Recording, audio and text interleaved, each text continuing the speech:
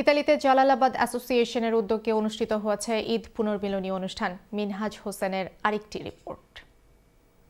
Italy প্রবাসী সিলেটি বাংলাদেশিদের মধ্যে সম্প্রীতি, সৌহার্দ্য ও ভ্রাতৃত্ববোধ জোরদার করতে জালালাবাদ অ্যাসোসিয়েশন এক বর্ণাঢ্য ঈদ পুনর্মিলনী ও সাংস্কৃতিক অনুষ্ঠানের আয়োজন করেছে। সংগঠনের সভাপতি সাব্বির আহমেদের সভাপতিত্বে ও সাধারণ সম্পাদক ফয়সাল আহমেদের পরিচালনায় এতে বৃহত্তর সিলেটের বিভিন্ন গণ্যমান্য ব্যক্তিবর্গরা পরিবার সহ উপস্থিত ছিলেন।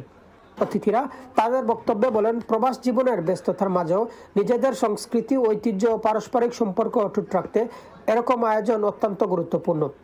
তারা বলেন, ঈদ শুধু আনন্দের উৎসব নয়, এটি আমাদের মধ্যে ভালোবাসা, সম্প্রীতি ও ভ্রাতৃত্ব বন্ধনকে আরও দৃঢ় করে।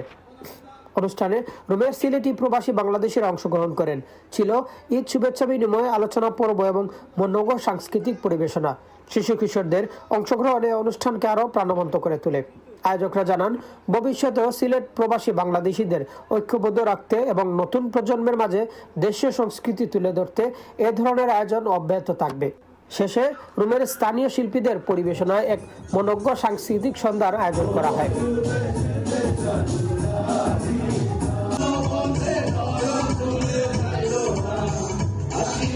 ইতালি থেকে মিনহাজ হোসেন, চ্যানেল নিউজ।